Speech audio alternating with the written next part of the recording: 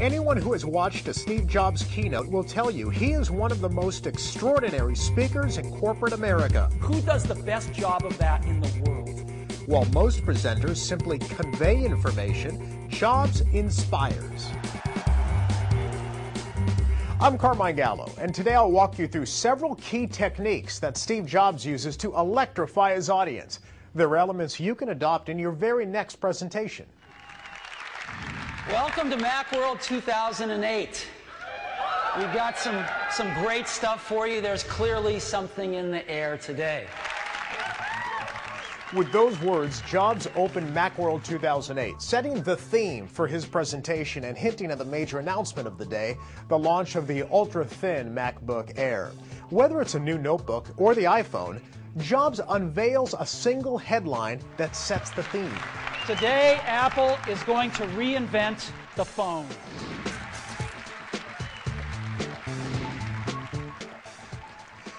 Once you identify a theme, make sure it's clear and consistent throughout the presentation. Think of a staff meeting as a presentation. So let's say you're a sales manager introducing a new software tool to help your team generate, track, and share sales leads. You might kick off your meeting this way. Good morning. Thanks for coming. I know you'll be really excited about this. Today we make it easier for you to make your quota. That's the headline. Easier to make quota. It's memorable, and it sets the direction for the rest of your meeting. It gives your audience a reason to listen. So I've got 4 things I'd like to talk about with you today. So let's get started. Steve Jobs always provides an outline for his presentation and then verbally opens and closes each section with a clear transition in between. Here's an example. So that's Time Capsule, a perfect companion to Leopard, and that's the first thing I wanted to share with you this morning.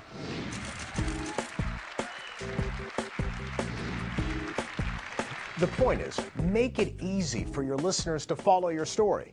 Your outline will serve as guideposts along the way.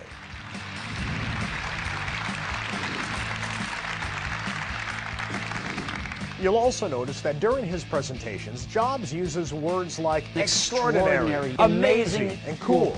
He is passionate, enthusiastic, and it shows. Incredible, unbelievable, amazing, awesome, extraordinary year for Apple.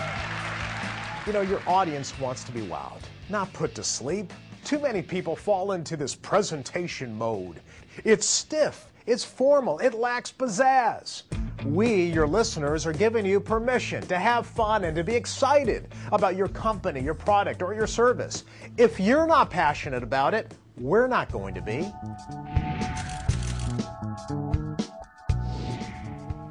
Remember, Jobs isn't selling hardware. He's selling an experience. If you offer numbers and statistics, make them meaningful. We have sold 4 million iPhones to date. If you divide 4 million by 200 days, that's 20,000 iPhones every day on average. Numbers don't mean much unless they're placed in context. Managers, connect the dots for your listeners. Recently, I worked with a company that launched a 12-gigabyte memory card. 12 gigabytes! That number doesn't mean much to most people, so we put it into context. We said that's enough memory to listen to your music while traveling to the moon and back. Now, 12 gigs means something to me. Make numbers meaningful. One of the most effective elements of a Steve Jobs presentation is that they are easy on the eyes. His presentations are visual and simple. While most speakers fill their slides with mind-numbing data and text and charts, Jobs does just the opposite. He uses very little text and usually 1, maybe 2 images per slide. You see, you want to paint a picture for your audience without overwhelming them. Inspiring presentations are short on bullet points and big on visuals. If you really want your presentation to pop, treat it like a show, with ebbs and flows, themes, and transitions. Jobs includes video clips, demonstrations, and guests. He also has a knack for dramatic flair, and it's very effective. For example, when introducing the MacBook Air, Jobs drew cheers by opening a manila interoffice envelope and holding the laptop out for everyone to see. This is the new MacBook Air, and you can get a feel for how thin it is. What is the one memorable moment of your presentation? Identify it ahead of time, then build up to it. With a little help from our friends, everything will work today. And finally, rehearse, rehearse, and rehearse some more. Let me show you how easy that is now. Steve Jobs makes it look easy because he spends hours rehearsing. He cannot pull off an intricate presentation with video clips and demonstrations and outside speakers without practice. The result, a presentation that is perfectly synchronized and looks, yes, effortless. Now, the average business person does not have the resources to create a Steve Jobs extravaganza, but you do have time to rehearse. The greatest presenters do it, and so should you. Oh, and one more thing.